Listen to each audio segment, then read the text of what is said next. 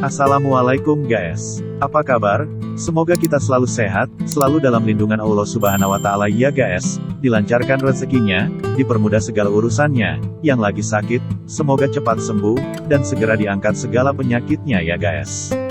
Amin Allahumma amin. Oh iya, yang baper jadi tambah baper ya guys. Udah nyampe bab 39 kita ya guys. Pada bab 39 ini, ternyata Aneh salah tafsir dengan sikap Tante Widya padanya guys. Aneh berharap terlalu berlebihan guys. Aneh ingin mendapatkan kasih sayang dari Tante Widya, sebagai pengganti almarhumah mamanya. Tapi Aneh nggak pernah mendapatkan itu dari Tante Widya. Jadi, wajar kalau Aneh berharap ada perubahan dari Tante Widya. Sayangnya, harapan Aneh hanya tinggal harapan guys. Selanjutnya, bagaimana nasib Aneh setelah masuk kembali ke dalam kandang macan seperti yang dikatakan Nisa ya guys? Jom, kita investigasi sama-sama guys.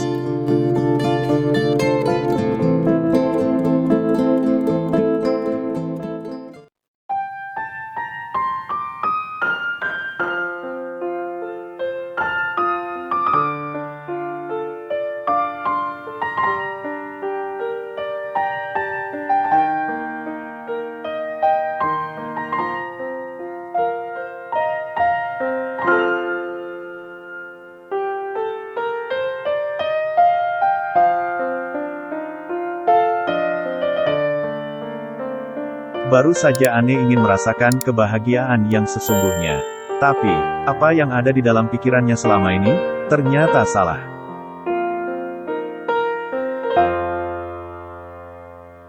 Ternyata, Aneh hanya berharap terlalu berlebihan. Ia hanya bisa mengelus dadanya.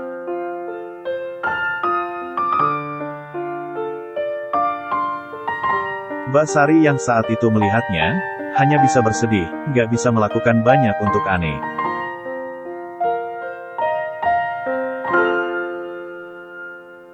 Kasihan sekali, Mbak Aneh. Sebenarnya, sejak awal aku ingin bicara panjang lebar sama Mbak Aneh. Tapi, apalah dayaku, yang hanya seorang pembantu, yang sangat membutuhkan pekerjaan ini, gumam Mbak Sari lirih dalam hatinya, seraya memandang Aneh dengan penuh rasa iba.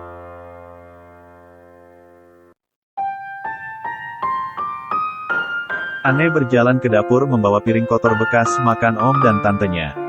Namun Aneh masih menunjukkan senyuman di wajahnya. Dan Mbak Sari tahu, Aneh berusaha menyembunyikan kesedihannya. Mbak, nggak usah dicuci, biar saya aja nanti. Lebih baik, Mbak istirahat di kamar, ujar Mbak Sari. Sudah, nggak apa-apa kok Mbak. Lagian piringnya juga hanya sedikit. Gak akan membuat tubuhku lelah, sahut Aneh dengan senyum manis.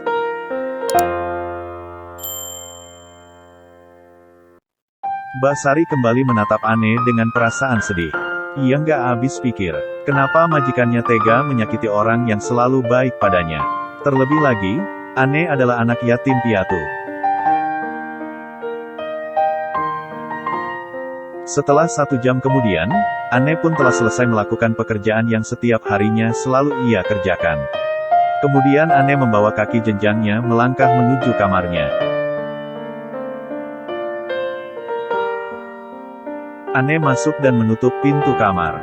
Lalu tangan kanannya mengambil handphone yang terletak di atas meja belajar. Kedua netranya sangat lekat menatap layar handphonenya. Ada 5 pesan masuk dari Nisa dan juga Hafiz. Kemudian 10 panggilan tak terjawab dari Nisa. Aneh pun menyunggingkan senyuman di bibirnya, setelah membaca pesan dari Nisa dan Hafiz.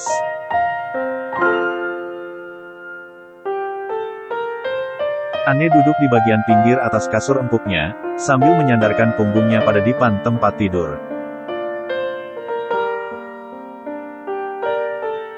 Lalu tampak salah satu jarinya, memencet tombol telepon berwarna hijau. Begitu ditekan, langsung terdengar suara dari balik teleponnya. Ya Allah Nek, kamu kemana aja sih? Susah amat dihubungi, udah kayak ibu negara aja. Kamu udah baca pesanku? Udah lihat? Berapa banyak panggilan tak terjawab dariku? Cerocos Nisa tanpa memberikan salam terlebih dahulu. Duh, panjang amat, udah kayak maglev aja kamu Sa. Mana nggak pakai salam lagi, sembur Ane.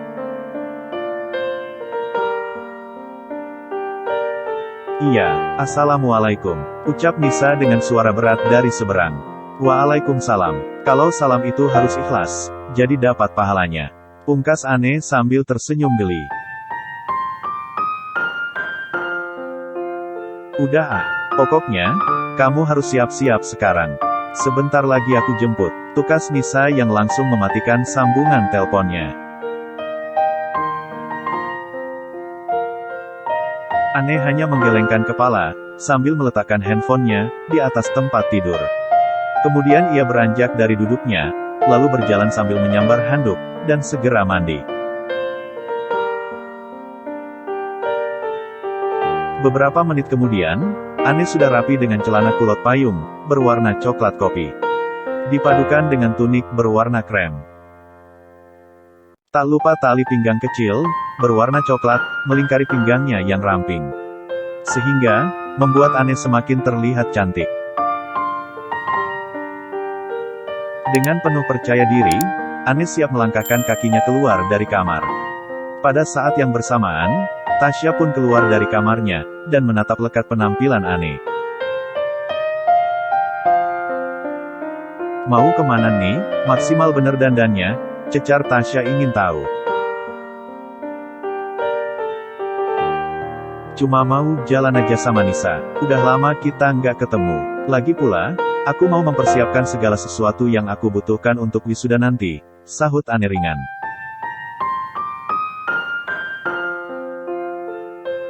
Oh, seru Tasya sambil tersenyum miring. Kalau begitu, aku pergi dulu ya Sya. Sepertinya, Nisa udah sampai, pamit Ane sambil melangkahkan kakinya dengan segera. Tasya hanya menatap punggung Ane yang semakin menjauh. Lalu menghentakkan kakinya, kemudian kembali masuk ke kamar.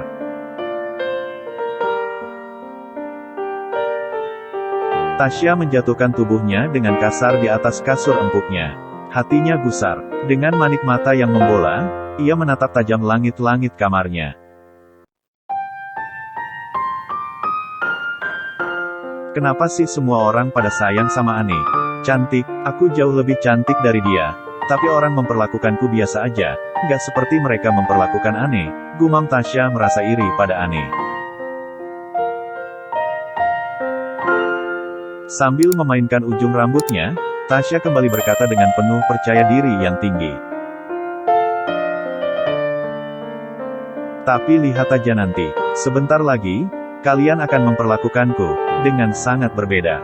Setelah kalian melihat wajah cantikku, terpampang di mana-mana.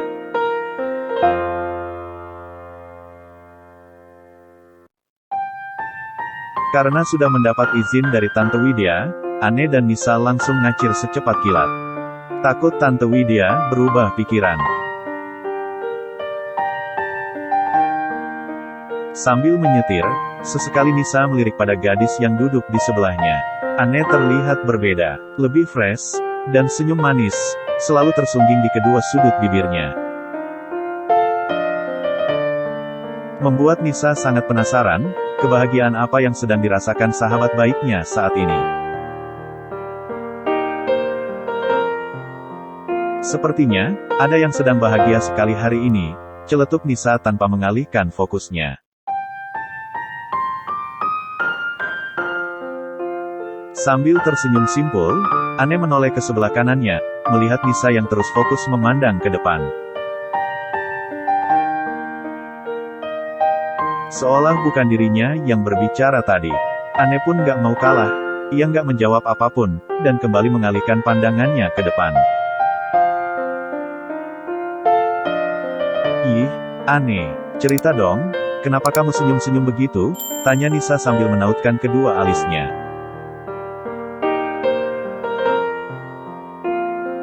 Ane hanya membalasnya dengan tertawa geli. Nisa yang ingin memancing, malah dia yang terpancing. Nih, please deh. Kita tuh udah hampir 2 minggu nggak ketemu. Pasti banyak hal yang ingin diceritakan bukan? Tandas Nisa yang nggak bisa menahan rasa penasarannya. Nggak ada yang aku sembunyikan. Semuanya aku udah cerita ke kamu. Jadi, nggak ada lagi yang aku tutup-tutupin, ungkap Ane. Tapi perasaanku mengatakan, kalau kamu menyimpan sesuatu dari aku nih, pungkas Nisa dengan wajah sedih. Aku nggak akan cerita. Bagaimana sikap Tante Widya saat ini ke aku, Sa? Bisa-bisa kamu akan marah padaku. Karena nggak mendengarkan saran kamu. Maafin aku, Sa, ucap Ane dalam batinnya. Kenapa diam? Karena memang nggak ada lagi yang ingin diceritakan, sahut Ane singkat. Terus, kenapa kamu senyum-senyum sendiri seperti tadi, imbuh Nisa. Senyum. Siapa yang senyum? Tanya Ane balik. Sambil melayangkan pandangannya. Tuh kan, rengek Nisa. Nanti kamu juga bakalan tahu kok, Sa. Maksud kamu? Sudah. Pokoknya, setelah kita selesai ketemu dengan Mas Hazlan, kamu harus mengantarku ke sebuah tempat. Nisa hanya memicingkan sebelah matanya, sambil melirik ke Ane. Apa sebenarnya rencana Ane hari ini? Akhirnya, Nisa dan Ane pun sampai di halaman rumah sakit. Mereka segera turun dari mobil. Tiba-tiba, Ane teringat, mereka nggak membeli apapun, sebagai buah tangan, saat menjenguk orang sakit. Sa, kamu nggak beli sesuatu, untuk Mas Hazlan? Tanya Ane. Nisa langsung menepok jidatnya. Ya ampun Ne, aku lupa, aku terlalu bersemangat bertemu denganmu. Jadi lupa mau beli buah, terang Nisa sambil mengernyitkan dahinya. Ya kamu gimana sih, masa kita besuk dengan tangan kosong? Kalau uang aja, gimana? Uang dia jauh lebih banyak dari kita, jadi dia nggak butuh uang kita. Tapi kalau buah, setidaknya, bisa langsung ia makan, Sa. Terus, gimana dong? Tanya Nisa. Ane mengedarkan netranya, menyapu sekelilingnya. Kemudian, ia melihat sebuah toko roti. Tanpa banyak bicara, Ane langsung menggeret tangan Nisa. Nih, pelan dong. Kita mau kemana? Tanya Nisa gusar.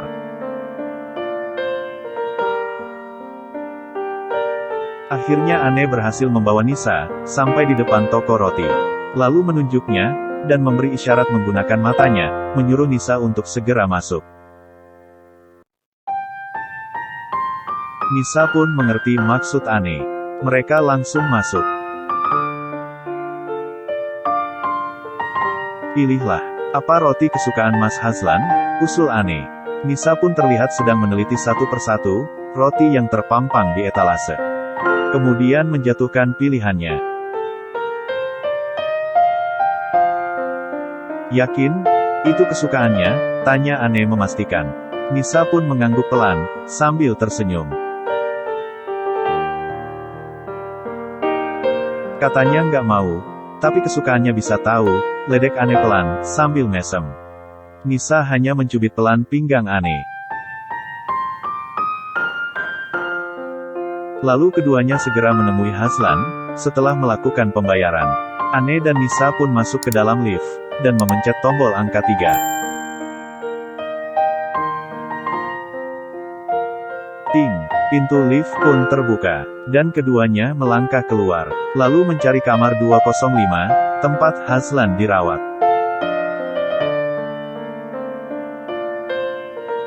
Begitu ketemu kamarnya, dengan sedikit ragu, Nisa memegang handle pintunya, dan membukanya perlahan.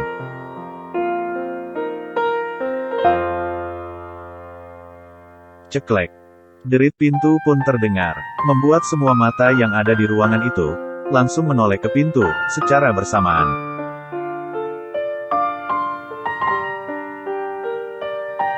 Kira-kira gimana ya ekspresi Nisa setelah pintu kamar tempat Haslan dirawat terbuka?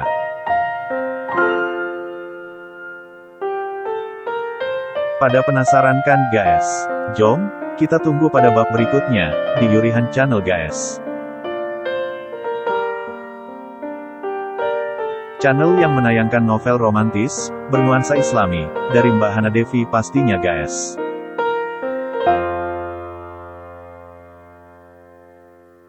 Terima kasih sudah menonton. Terima kasih juga atas dukungannya pada channel ini guys.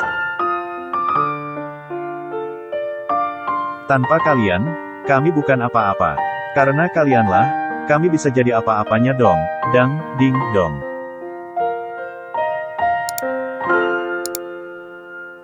So, terima kasih banyak-banyak guys. Sampai jumpa. Assalamualaikum.